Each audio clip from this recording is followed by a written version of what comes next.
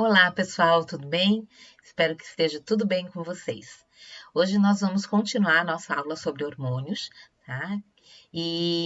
Como nas outras aulas, eu vou passar alguns slides e vamos descansar um pouco e continuamos em seguida em outros vídeos. Então, vou ter uma série de vídeos que falem um pouquinho sobre isso, tá? Essa última série, ela vai envolver conhecimentos acerca do mecanismo de ação e regulação de alguns hormônios, tá? Esses hormônios, eles foram selecionados baseados principalmente na singularidade das suas funções dentro do corpo, certo? É importante lembrar a vocês que essas aulas elas estão sendo disponibilizadas a vocês no YouTube e é importante que vocês coloquem nos comentários, né, dúvidas caso as tenham, tá? Que serão respondidas em seguida. Aos meus alunos, vocês também podem utilizar o ambiente virtual da Unisul, que é o EVA, né? Tanto na ferramenta do professor, tutor, ou mesmo abaixo do link, onde eu vou disponibilizar para vocês essa aula especificamente, ok? Então, vamos lá? Então, o primeiro hormônio que nós vamos falar são os hormônios tiroidianos. Os hormônios tiroidianos T3 e T4, eles têm como função básica principal, tá? Estar associados a um aumento na capacidade metabólica das células. Eles aumentam a atividade da maioria das células do nosso tecido, tá? É importante que a gente entenda que esse aumento, ele serve para manter as células atuando de maneira contínua no processo homeostático. Tá? A ausência completa dos hormônios tireoidianos provoca uma queda na taxa metabólica basal de 30% a 40%. Isso na atividade basal, que é aquela que a gente está logo ao acordar, assim, nem nos mexemos. Imagina se a gente pensar isso numa pessoa ativa continuamente, né? Então, isso é bastante, obviamente, prejudicial. Já a hipersecreção tiroidiana, ela provoca um aumento na taxa metabólica basal que varia de 60% a 100%. Tá? Bem, os hormônios tiroidianos, eles são hormônios cuja composição é derivada de um único aminoácido, que é a tirosina, né? Lembrando, eles são hormônios que apresentam receptores no interior celular, tá? E eles são hormônios que têm uma regulação do tipo complexa, então que está associada àquela cadeia, né, de hormônios do hipotálamo e da hipófise também, para regular todo esse processo de produção desses hormônios. Então, vamos a relembrar um pouco como é que isso funciona, né, essa regulação. Então, tudo inicia com a produção de um hormônio lá nos núcleos paraventriculares hipotalâmicos, chamado de hormônio TRH, ou hormônio liberador de tireotrofina. O hormônio liberador de tireotrofina, ele é secretado de maneira pulsátil, então tem pulsos, não é de forma contínua, é em pulsos, tá? E geralmente também a gente observa um aumento na secreção desses pulsos na tarde, tá? À tarde você tem essas secreções em maior concentração, com picos máximos antes do sono, lá pelos 9, 10 horas da noite, tá? A meia-vida do TRH gira em torno de 2 a 6 minutos, não é mais do que isso quando ele é liberado. Ele é um tripeptídeo e quando ele é liberado, ele cai na circulação sanguínea e age especificamente nesse órgão aqui, nessa glândula que é a hipófise, a região de adeno-hipófise. Então, tem um sistema porta que vai levar ele diretamente para a adeno-hipófise. Tá? Lá na adeno-hipófise, o TRH, ele apresenta receptores do tipo receptores de proteínas associados à proteína G. E especificamente, esse receptor está associado a uma proteína GQ. A proteína GQ, para quem não lembra, é aquela que, uma vez ativada, libera a sua subunidade alfa, que vai ativar uma fosfolipase C. tá? A fosfolipase C, ela está associada à liberação ou à degradação do PIP2, que é o fosfatidil-inositol, tá? E esse, então, libera os seus componentes IP3 e DAG, que é o diacilglicerol, e o IP3, por sua vez, está associado à liberação de cálcio intracelular. O cálcio intracelular, ele é um dos grandes responsáveis por estimular a secreção de TSH, tá? Ou seja, então o TRH chega aqui e manda essa célula liberar o TSH, tá? O TSH é liberado sobre a presença de cálcio intracelular. Além disso, o TRH também está associado ao estímulo da própria síntese de mais TRH, e também da glicosilação do TSH. A glicosilação do TSH, ela é feita com o intuito de proteger esse hormônio da degradação intracelular, tá? O TSH, ele é, então, um hormônio que também é secretado em ritmo pulsátil, tá? Também possui um ritmo circadiano, com os maiores pulsos ocorrendo entre as 22 e 4 horas da madrugada. Normalmente o intervalo dos pulsos ou dos picos é de 2 a 6 horas entre um e outro. Tá? Esse hormônio, o TSH, é produzido por células cromófilas lá na nossa hipófise, tá? Do tipo basófilas, e ele é uma glicoproteína, então por isso que ele precisa ser glicosilado, como eu falei anteriormente. Ele é liberado numa concentração que gira em torno de 0,4 a 4 miliunidades por litro, tá? E tem uma vida no plasma de 65 minutos. Aonde é que o TSH age? Como o próprio hormônio fala, ele vai agir lá na tireoide, tá? Lá ele tem um receptor de membrana ligada à proteína GS, que é aquela da adenilciclase, que faz produção de AMP cíclico, né? Que o AMP cíclico ativa as PKs e assim por diante. Além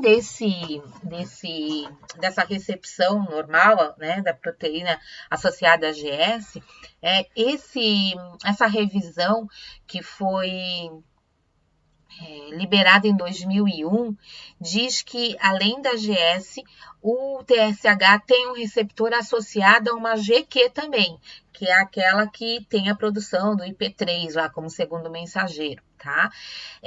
E que cada um deles, né, dependendo da proteína, você tem uma ação na síntese e liberação do TSH, tá? Então, a função deles lá nas nossas células, lá na tireoide especificamente, né, quando o TSH ele é recepcionado lá na tireoide, vai ser não só para produzir os hormônios tiroidianos, tá? Mas causar o crescimento e diferenciação dessas células também, tá? Então, lá na tireoide, o TSH acaba sendo recepcionado por proteínas tanto associadas à GS quanto às GQs, tá? O TSH, ele também tem síntese inibida por outros fatores, que são fatores externos. Não vamos esquecer que o hipotálamo, ele faz parte, né, do que a gente chama de sistema nervoso. Então, ele é estimulado por fatores como o estresse, como a mudança de temperatura, além de fatores internos, os externos também estão presentes, tá? O frio, em geral, ele causa aumento da liberação do TRH, embora não tenha um aumento significativo na concentração sérica de TSH. Isso em bebês a gente vê muito bem, tá? Em adultos isso não é tão observado. Mas além do frio, o estresse também, principalmente o estresse agudo, tá? Aquele que eleva absurdamente concentrações de cortisol, podem fazer com que haja uma diminuição de TSH sérico. O próprio cortisol também vai inibir, se for num caso de estresse crônico, inibe gradualmente a secreção de TSH. Tá? Tanto a pulsatibilidade quanto o próprio ritmo circadiano dele é inibido por estresse.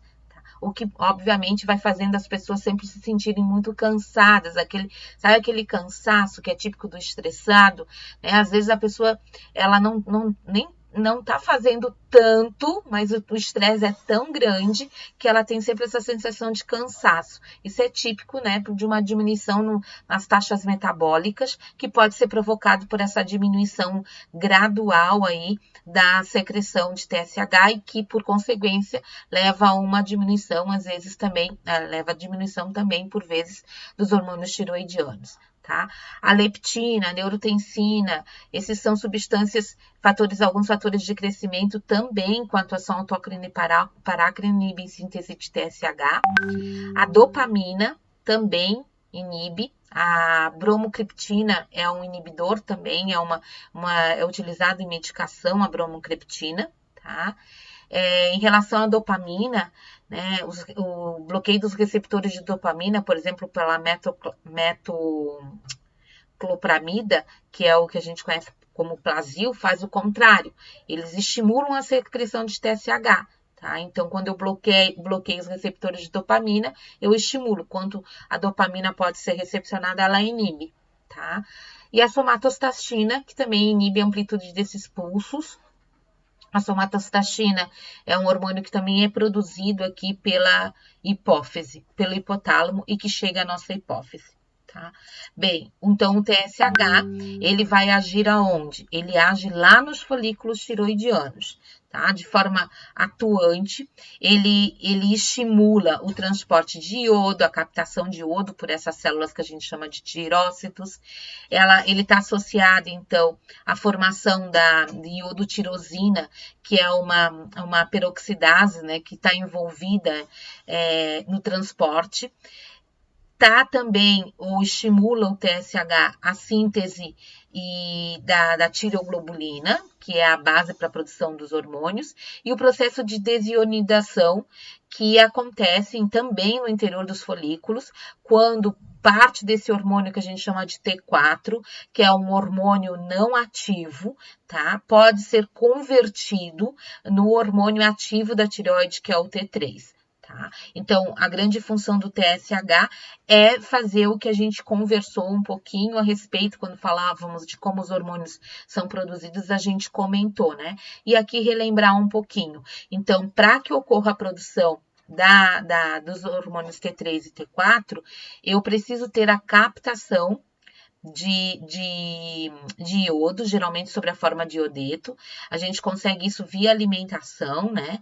Então, alimentos, os frutos do mar, de uma maneira geral, rabanete, cebola, tem bastante coisa, né? Então, esse iodo, ele é translocado, entra na região, nos tirócitos, tá? É repassado para o interior do folículo e lá no folículo ele vai se associar à tireoglobulina. Lembrando que a tireoglobulina é uma proteína que associa várias tirosinas, tá? E essas várias tirosinas estão ligadas umas às outras por uma cadeia, um esqueleto proteico, né? Isso é liberado e ocorre então o processo que a gente chama de iodinação, que é a colocação de iodos dentro desse esqueleto de tireoglobulina. Durante esse processo, você vai ter a formação o que eles chamam de monoiodotirosinas, das diiodotirosinas, e a partir destas, das triiodotirosinas e da tetraiodotirosina. O que é isso? Esses hormônios, eles diferem exatamente na quantidade de iodos adicionados nessas moléculas de do aminoácido tirosina. Então, 1, 2, 3 ou 4, sendo que o T3, né, que é a triiodotironina, e o T4, que é a tetraiodotironina, também chamada de tiroxina, são os hormônios, digamos, que podem ser secretados, né, dessas células. E eles, então, são endocitados pelos tirócitos e a influência do TSH também está nesse processo de liberação. Tá? Então, eles vão ser liberados T3 e T4, sendo o T3 o hormônio ativo da tireoide e o T4 o hormônio inativo. Entretanto, o hormônio inativo ele é liberado numa concentração muito maior, em geral de 7:1. tá? E esses hormônios vão ser transportados no sangue a partir de proteínas carreadoras, tá? A gente já falou sobre elas quando nós falávamos sobre a produção desses hormônios, tá? Então, aqui, ó, na tireoglobulina, a relação de T4 para T3 é de 13:1.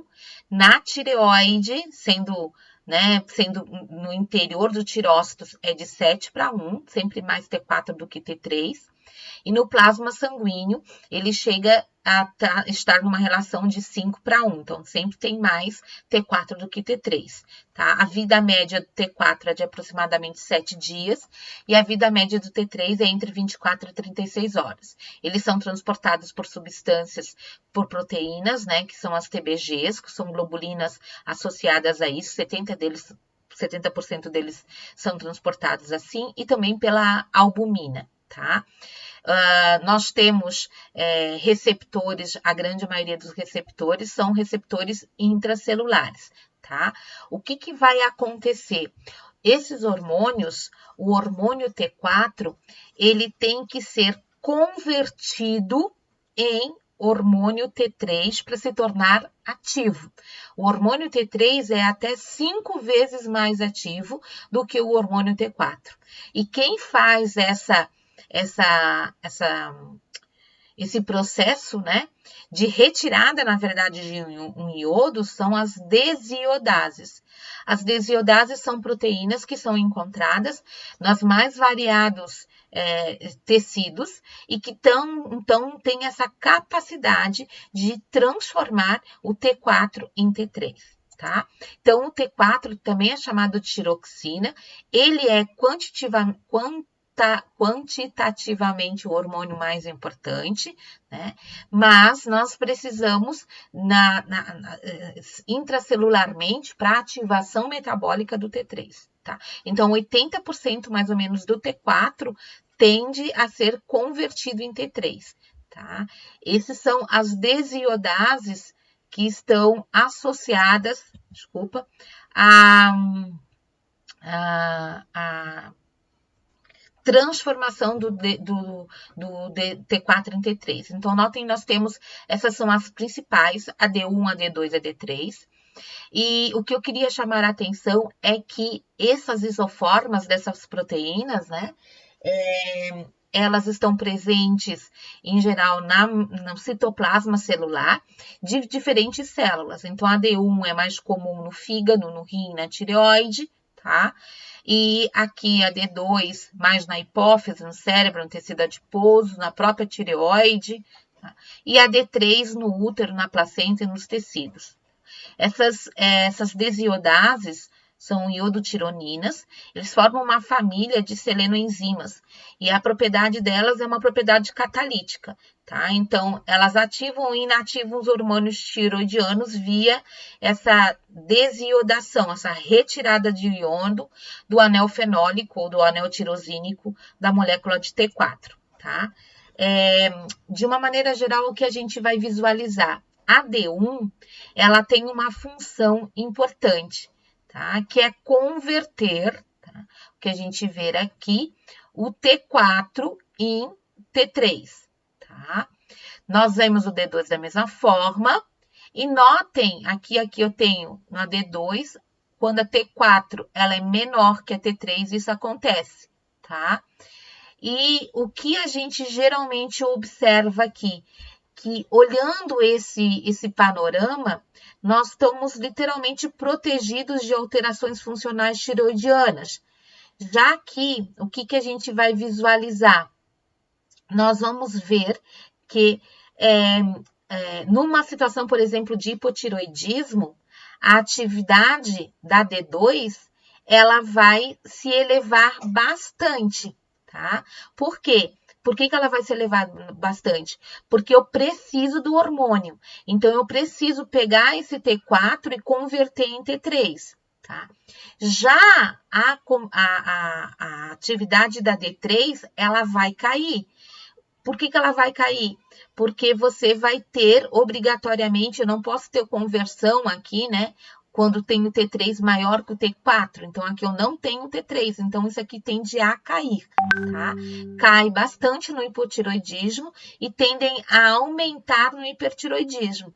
No hiper, a gente vai ter um aumento das D3 e uma diminuição das D2. Tá? Porque no hipertiroidismo eu preciso diminuir a presença do hormônio T3. Então, eu inativo aquela desiodase que está associada à produção de T3. Tá? Então, é mais ou menos dessa forma.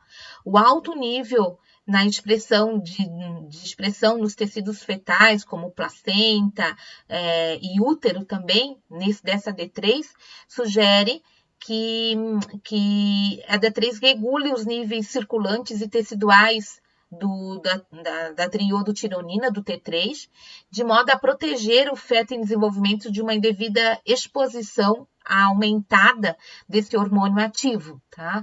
Então, aqui a grande questão você tem conversão. E a D1? O que é a D1, né? Que está em grande concentração, por exemplo, no fígado, no rim, na tireoide. A D1, ela converte hormônios que são chamados de RT3. O RT3, na verdade, é um hormônio que é uma forma biologicamente inativa. Como assim? Não entendi, professora. Quando a D2 está atuando no T4, ela tanto produz T3 quanto que essa outra forma do T3, que é o RT3. Tá?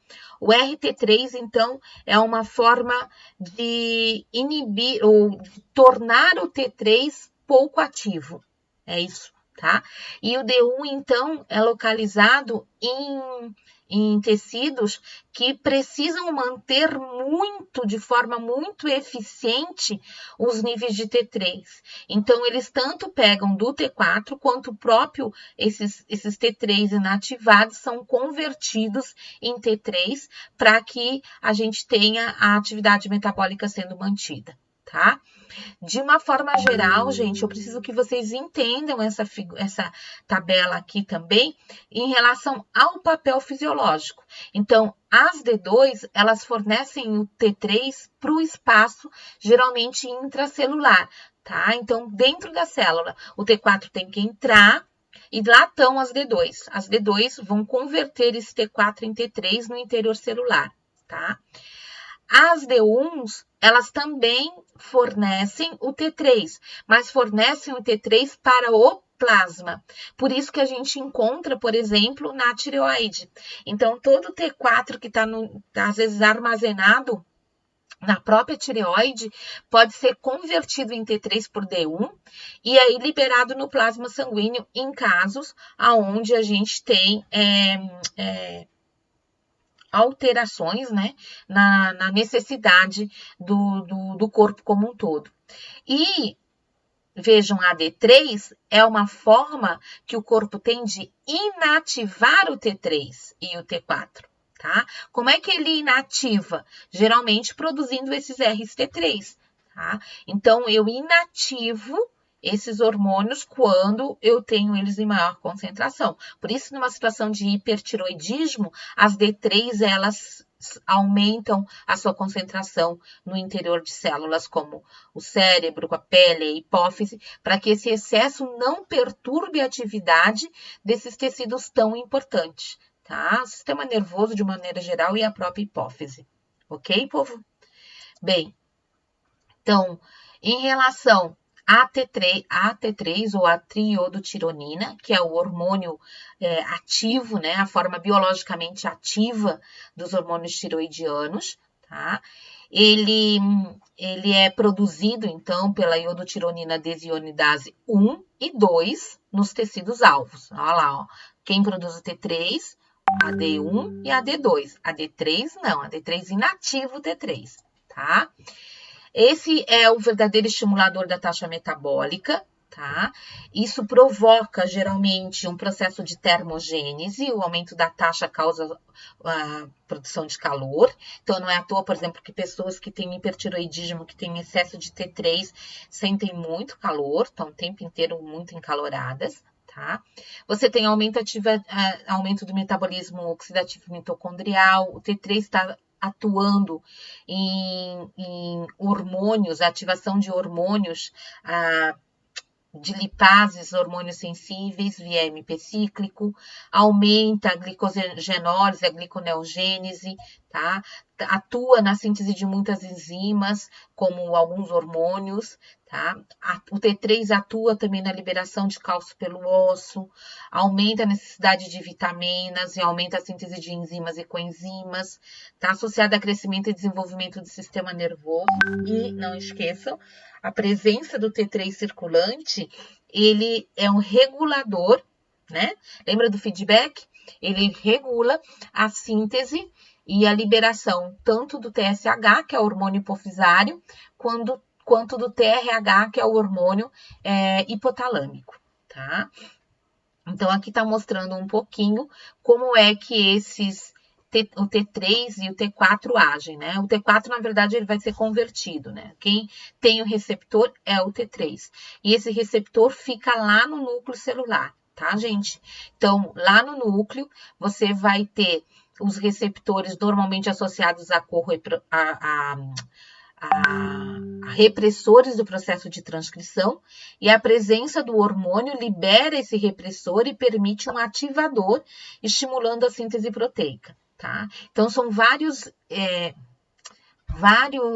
genes que já se sabe que são ativados via receptor de hormônio tiroidiano, como é o próprio hormônio de crescimento, tá? Como são os hormônios associados à produção de proteínas como a miosina, tá? A CERCA1 e a CERCA2, que são isoformas da bomba de cálcio do retículo sarcoplasmático. Você estimula a expressão de receptores beta-adrenérgicos, de fatores de crescimento neuronal, tá?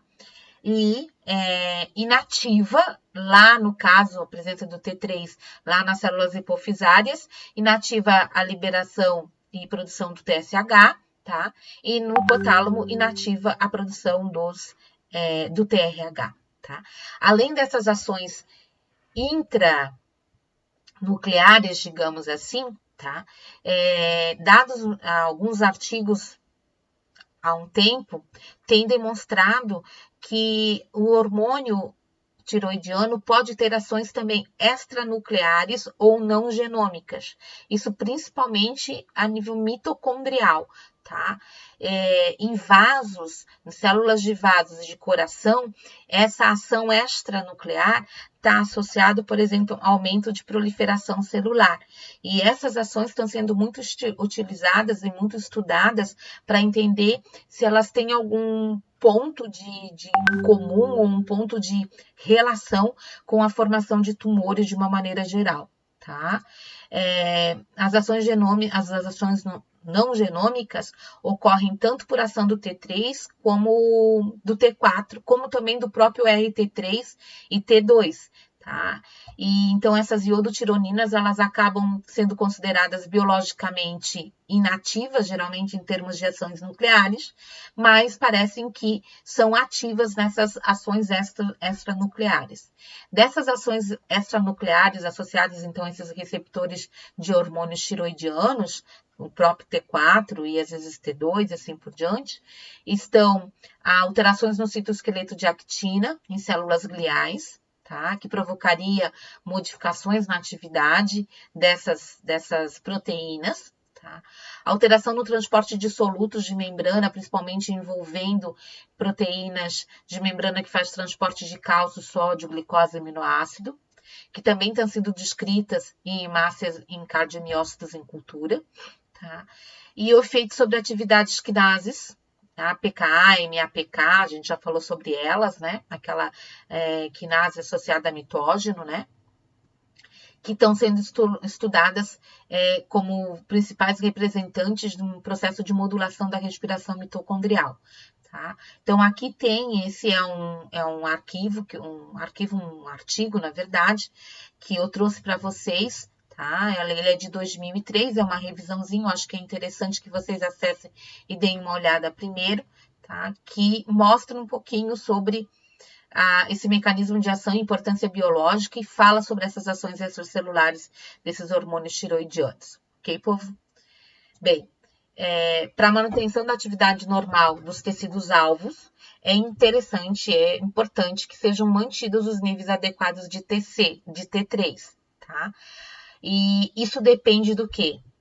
Da atividade tiroidiana, e aí da integridade do eixo hipotálamo hipófise tireoide, tá? E da geração intracelular desse hormônio, ou seja, das atividades das enzimas específicas, que são as desiodases, dentro das células de uma maneira geral. Então, quando falta uma dessas duas coisas, você pode ter alterações que provocam o que a gente chama de hipo ou hipertiroidismo. Essas patologias são bastante estudadas, são devido, obviamente, às ações que elas provocam no metabolismo como um todo, tá? E elas são bastante debatidas também, porque, ao contrário de algumas outras patologias que vocês com certeza vão estudar, tá? Existe muito o que eles chamam de atividade subclínica, ou seja, você tem alterações que não provocam sintomas, ou sintomas que não estão demonstradas em alterações fortes em relação à concentração hormonal. Eu não sei como é que está isso, como a professora de endócrino, que com certeza absoluta ela é mais correta em falar essas coisas, mas eu já vi que já vi um artigo que falava que seria interessante realmente a gente entender qual é o nível individual de produção desses hormônios, tá? Que ao contrário de todos os outros hormônios, onde a gente pode ter a carga máxima ou mínima, né? Aqueles valores de referência, trabalhar com valor referência tiroidiano é bastante complicado. Tanto que não só em relação à metodologia que é utilizada para medi-lo, mas ele por si só, ele poderia realmente ser um dos hormônios com mais taxa de variação entre os diferentes tipos de pessoa, tá? E que isso, o que estaria para mim, a princípio, num valor, me deixando meu metabolismo ok, não seria necessariamente para você, tá? Mas como a gente não tem ainda uma medicina individualizada, né? Infelizmente, vai demorar ainda, estamos a caminho, mas não estamos lá. A gente precisa trabalhar com valores de referência ainda, né? Bem, em relação ao hipohipertiroidismo, obviamente, leva uma diminuição absurda no processo metabólico, tá? Que está envolvido com características como cansaço, irritabilidade, você tem uma dificuldade de produção de novas células, então o cabelo sofre, a pele sofre, né? Então você tem uma diminuição na produção desses hormônios pela tireoide. E no hipertiroidismo, você tem um excesso desses hormônios, aumentando a atividade metabólica, tá? Uma das primeiras coisas é esse aumento do calor, por isso as pessoas geralmente têm suores contínuo, o metabolismo está muito rápido, então geralmente tem perda de peso. Por que eu falo geralmente? Exatamente pelo fato do que eu comentei anteriormente. Tem sintomas que às vezes não coincidem em relação ao quadro de observação dos hormônios no sangue, tá? Os olhos geralmente são esbugalhados, você tem tremores que são típicos do que a gente chama de hipertiroidismo, tá? Bem, no hipotiroidismo, nós temos basicamente essas três causas principais de observação, tá? E que é a causa primária, a causa secundária e a causa terciária. A causa primária é por disfunção intrínseca da própria glândula, que vai resultar na deficiência na síntese e na secreção dos hormônios tiroidianos. A causa secundária é quando você tem problema na hipófise, na produção do TSH. E a terciária, quando a causa é hipotalâmica, por deficiência no TRH. Essas duas classificações de hipotiroidismo secundário e terciário também são conhecidos como hipotiroidismo central, visto que nem sempre é possível fazer a distinção entre as causas hipofisárias e hipotalâmicas. Tá? Bem, do hipotiroidismo, eu vou falar para vocês um exemplo específico. Como eu falei, o objetivo aqui na bioquímica não é a gente ficar falando das patologias em si, mas citar um pouco sobre elas, tá? Isso vocês vão ver melhor na UA de endocrinologia. Tá? Em relação ao hipotireoidismo, no Brasil, nós temos, por causa primária, né? Lembrando, causa primária é quando você tem disfunção na tireoide, tá? A produção do T3 e T4, as duas principais causas são a chamada tireoidite de Hashimoto, que é, na verdade, uma doença autoimune, então ela está como o próprio nome sugere, os anticorpos acabam lesionando a tireoide, impedindo então que você tenha células até suficientes para a produção, tá? E o segundo é o próprio tratamento de hipertireoidismo. Então, às vezes, o fato de você ter que retirar, né, fazer uma tireoidectomia, né, tirar um pedaço da tireoide, obviamente faz com que haja diminuição. Ou o próprio o tratamento, né, com radioiodo também impede que a tireoide, as células, algumas células morrem e diminui, obviamente, a produção desses hormônios. Tá? Em áreas subdesenvolvidas, inclusive durante muito tempo aqui no Brasil, um dos principais quadros comuns de hipotireoidismo era devido à deficiência de iodo na dieta. Atualmente não é mais, visto que o nosso sal, né, o sal que é um alimento barato, que está presente na mesa de qualquer indivíduo aqui no Brasil, da região mais litoral até a região mais interiorana, né, nós temos o sal iodado. Então, a presença do sal, ela vai fazer com que nós tenhamos um dos principais, na verdade, ingredientes para a produção dos hormônios tiroidianos. Mas em áreas subdesenvolvidas ou em regiões interioranas, onde você não tem a presença de algum alimento iodado, é muito comum a gente ter esse sendo o principal responsável pelo hipotireoidismo. Tá? Em relação à doença de Hashimoto, que é a principal causa de hipotireoidismo aqui no Brasil, geralmente você tem um diagnóstico a partir de 60 anos e tem um aumento de prevalência à medida que tem uma idade aumentada, tá? Bem, na doença de Hashimoto, você simplesmente impede a produção de T3 e todos os sintomas associados a isso advêm com isso. Em relação à deficiência de iodo, né, isso é um dos principais, ele é chamado também bócio endêmico ou hipotireoidismo, tá? A ausência de iodo impede ou leva à secreção diminuída desses hormônios tiroidianos. E nesse caso, né, o que a gente vê, a diminuição dos hormônios T3 e T4, ele vai não dar o feedback para a hipófise e nem para o hipotálamo. Essa ausência de feedback faz com que a glândula, que é a hipófise, continue enviando em grande quantidade o TSH para estimular a tireoide. Essa é a grande questão. Então, o que a gente vê numa situação dessa, tá? Especificamente em situações onde você tem o bócio endêmico, uma hipersecreção de TSH. O excesso do TSH é uma das coisas que a gente pode observar, né? E que demonstram uma diminuição na concentração de T3 e T4, porque não tem o feedback, tá? Só que esse excesso de estímulo tiroidiano, lembrando que o TSH, ele é responsável, entre outras coisas, só vou botar aqui, ó, por aumentar e permitir o crescimento e diferenciação dos tirócitos, tá? O que vai acontecer? Que a tireoide, ela tende a aumentar o seu tamanho, tá? Então, é muito comum a presença dessa estrutura, desse edema na região tiroidiana, né? Que é o que a gente conhece como bócio, tá? Então, quando você tem excesso de TSH, algumas tireoides respondem assim. Claro, se for provocado a ausência de T3 e T4, porque tirou tireoide, obviamente não vai ter formação do bócio, tá? E nos casos da Hashimoto, tu também geralmente vê um bócio muito pequeno, porque como é uma doença autoimune, destrói a tireoide, literalmente, tá?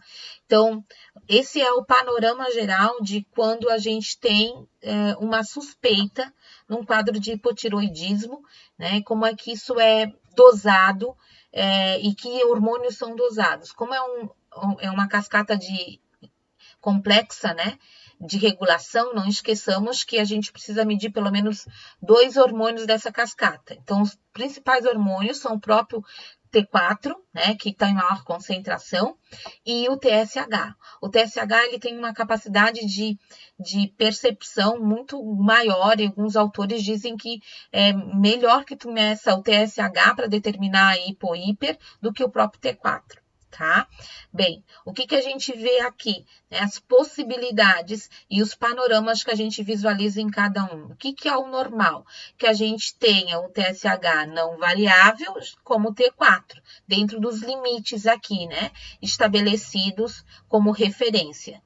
Quando você tem, olha, um aumento muito grande nos níveis de TSH com uma diminuição de T4, você tem geralmente um hipotiroidismo primário. Não esqueçamos, nesse hipotiroidismo primário, você pode ter ou por doença de Hashimoto, ou por a déficit de iodo, né? Ou porque você teve uma retirada da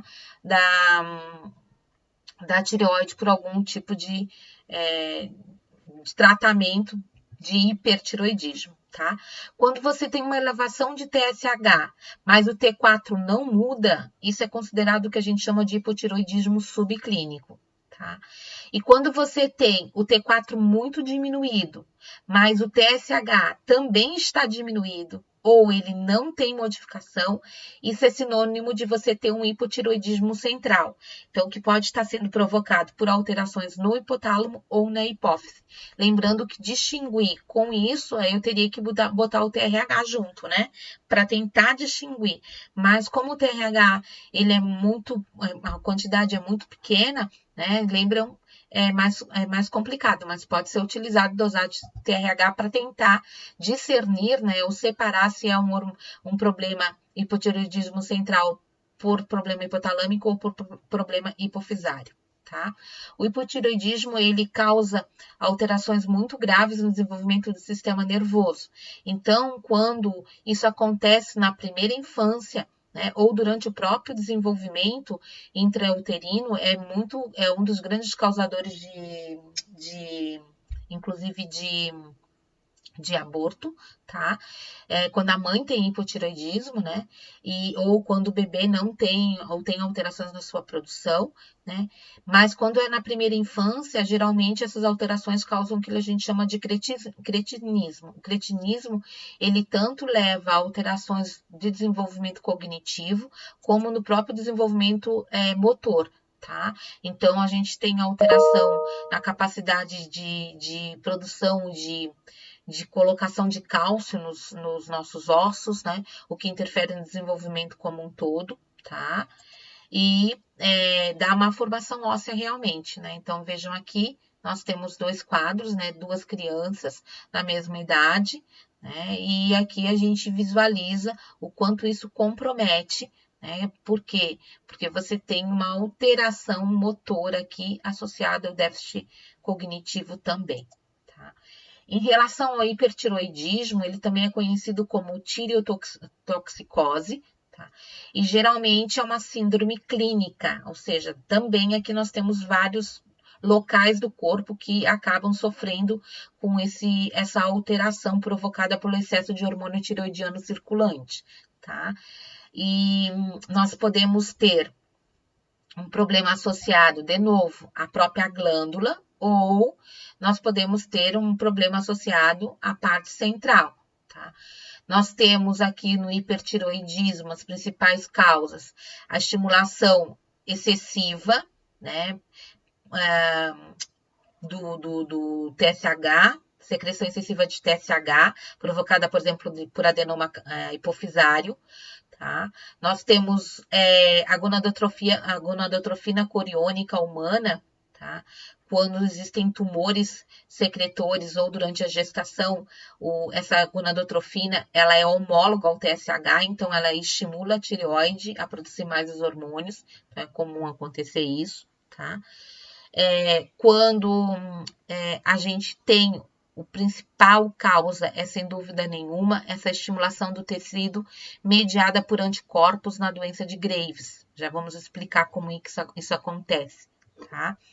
E a tireotoxicose também pode ser considerada como não hipertireoide, tá? Ou seja, você tem ingestão de hormônio tireoidiano exógeno, tá? Que é normalmente associada a pessoas com hipotiroidismo, então elas geralmente têm que tomar esses hormônios ou que retiraram completamente a tireoide.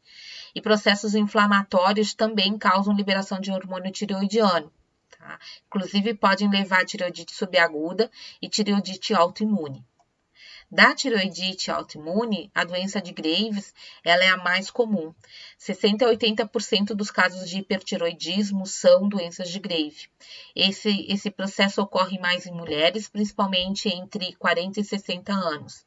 É uma doença hereditária, tá? E o que nós mostramos aqui é que os linfócitos, né, B, eles produzem anticorpos que acabam se associando aos receptores de TSH, tá? Então, o que eles mimetizam o TSH? E mimetizando, eles estimulam, né, não só o aumento da secreção, como o aumento do próprio volume tireoidiano, tá? Então, é muito comum nessas células que estão recepcionando esses anticorpos, de você ter a formação de pequenos nódulos, tá? Então, esses nódulos produzem os hormônios sem interferência do TSH, que é o grande responsável por alterar uma série de sinais e causar, né, tanto irritabilidade, insônia, ansiedade, intolerância ao calor, né, muito calor, perda de peso, perda de libido, disfunção erétil, fica tudo muito absurdamente acelerado. E esse aqui é o panorama básico para análise de suspeita de hipertiroidismo. De novo, os hormônios principais são o TSH e o T4. O que se espera do normal é que os dois não estejam alterados, tá? Aqui, ao contrário, a gente tem que pensar o quê? O excesso de T4, né, e T3 liberados, eles causam feedback negativo lá no TSH, mesmo que, né, não tenha sido o TSH o responsável por esse excesso, e sim, no caso da doença do Graves, o próprio anticorpo, mas causa uma diminuição. Então, quando eu tenho uma diminuição nos níveis de TSH e um aumento exagerado no T4 livre, isso demonstra uma tireotoxicose, tá? Então, provocada, como a gente viu aqui, ou por doença de Graves, ou por funcionamento autônomo de tecido adiposo, provocado por nódulos, né? Pode ser um câncer de tireoide, pode ser um adenoma secretor de TSH, tá? Essas são as causas. Quando você tem um TSH diminuído e o T4 não está variado, tá? Nós temos normalmente o que eles chamam de tireotoxicose subclínica, tá? Ou T3 toxicose, é comum de acontecer também. Tá? E não é uma doença tiroidiana, ou seja, isso mostra que é uma doença em outros locais. E quando você tem o TSH aumentado ou não variando, mas o T4 está elevado, tá? Notem que a principal aqui a característica é o T4 elevado. Isso está normalmente associado a um adenoma secretor de TSH ou resistência ao hormônio tiroidiano. Tá? Então, esse é o panorama, né, de suspeita de hipertiroidismo, certo, pessoal? Geralmente, os testes de TRH podem ser importantes para avaliar a integridade desse hipotálamo hipófise, desse eixo, né, como eu havia comentado. Normalmente, para fazer esse teste TRH, eles administram de 200 a 500 microgramas de TRH via endovenosa, e depois de um tempo, em torno de 15 minutos, 30 e 60 minutos e até 120 minutos depois dessa injeção de TRH, é feita a medição venosa de TSH, para ver se você tem uma resposta da hipófise, tá? Se não houver uma resposta, o que a gente precisa entender é que o problema é na hipófise, tá? O pico de TSH geralmente ocorre até 22 vezes a concentração sérica basal, em torno de 30 minutos depois da injeção. Isso em indivíduos que têm a tireoide normal. Então, lembra que o teste TRH, ele é feito normalmente que eu veja a tireoide está normal e eu tenho um processo secundário, né? Então, é lá no central, ou no hipotálamo ou na hipófise. Isso aqui, literalmente, me mostra se a hipófise está com algum problema ou não. Se a hipófise respondeu esse TRH, é porque ela não tem problema. Tá? E o problema pode ser na produção do TRH. Se a hipófise não responder essa ação do TRH, é porque ela que está com problema. Tá? Vai existir pico de T3 e T4? Vai. Em torno de 3 a 8 horas você pode ter uma elevação, mas isso tende a ser eliminado posteriormente. Tá? Então, os hormônios tiroidianos, eles são mais importantes que o estímulo hipotalâmico pelo TRH na regulação da secreção de TSH. E, portanto, nos indivíduos hipertireoides, o teste de TRH vai se encontrar suprimido. Tá? Ou seja, o que eu quero dizer com isso? Que o hormônio, se a pessoa está com hipertiroidismo, ela já tem a hipófise suprimida. Tá? Mesmo sob a ação, sob o estímulo do TRH, a hipófise vai estar suprimida. Então, nesses casos, né, se eu sei que é hipertiroidismo, eu não preciso ou nem precisaria fazer esse tipo de exame. Tá? Aqui vocês têm alguns valores de referência do TSH, que lembrem, é o principal exame para ser feito. Tá? O TSH ultrassensível é o método diagnóstico mais avançado que consegue detectar quantidades mínimas de TSH no sangue, tá? Mais do que o exame normal seria capaz de identificar. Esse método diagnóstico é utilizado nos laboratórios, é bastante sensível e específico, tá? Sendo que esse TSH ultrassensível normalmente é utilizado como rotina. Então, aqui notem que os valores são diferenciados em relação à idade e às situações, como é o caso de gravidez, tá? Então, essas são coisas que a gente tem que, obviamente, lembrar quando for coletar de alguém. A idade, se está ou não grávida, a coleta é geralmente feita em jejum de pelo menos 4 horas. E quando os valores de TSH se encontram aumentados no sangue, significa que a concentração de T3 e T4 no sangue está baixa, tá? Em baixas concentrações T3 e T4 estão presentes em altas concentrações no sangue. Isso aqui são nas situações, obviamente, de patologia. Então, quando o TSH está aumentado, né, e eu tenho T3 e T4 baixo, tem algum problema, a tireoide está com problema, e não está respondendo o T3 e o T4, tá? O que será? Aumentou o TSH, aumentou o T3 e T4. Em baixas concentrações, e o T3 e T4 estão em grande quantidade, aí a gente tem a tendência de entender, porque o T3 e T4 inibe o TSH, né? É isso que a gente espera observar, certo, pessoal? Então, aqui alguns valores de referência, não se preocupe, eu não vou cobrar isso em prova de vocês, até porque, né, isso vocês vão ter, vão ter locais onde que vai cobrar isso de vocês rotineiramente, tá? Não vai ser agora, não vai ser na bioquímica, tá? Até porque esses valores de referência, como eu falei, eles modificam de acordo com o tipo de teste que tu estás fazendo, idade e assim por diante, tá? Então, é importante que a gente lembre disso. Uma outra forma de fazer, só para terminar aqui, tá? Para comprovar o tipo de alteração que pode ser vinculada à tireoide, é a dosagem de anticorpos. Tá? Então, aqui, principalmente na doença de Hashimoto, que é um caso de hipotiroidismo, da doença de Graves, que é um caso de hipertiroidismo, nós podemos testar, né, se o anticorpo que a gente chama antiperoxidase, que é o anti-TPO, o anticorpo antitireoglobulina, que é o anti-TG, e o anticorpo antireceptor de TSH, que é o anti-TRAB. Tá? Então, o que a gente sabe? As peroxidases são aquelas enzimas que estão no interior das células lá da tireoide e que são responsáveis, tá? Por permitir, vou mostrar aqui para vocês, deixa eu ver se lembrar, se tá aqui para vocês lembrarem disso. Aqui, ó. As peroxidases, elas que são responsáveis por levar o iodo e permitir que ele se ligue, então, às tiroglobulinas. Quando eu não tenho, quando eu tô com um problema aqui, é porque eu não tenho essa célula, tá? E isso é muito comum em situações, por exemplo, na doença de Graves, que ataca as células, literalmente, da tireoide, tá? Então, esse é um grande problema, certo? Então, presente na grande maioria dos casos de tireoide de Hashimoto, que provoca a lesão das células e a perda gradual da função da tireoide. A tireoglobulina está presente em muitos casos também na tireoidite de Hashimoto. Então, de novo, você tem lesão na célula, então não vai ter essa proteína que é a tireoglobulina, tá?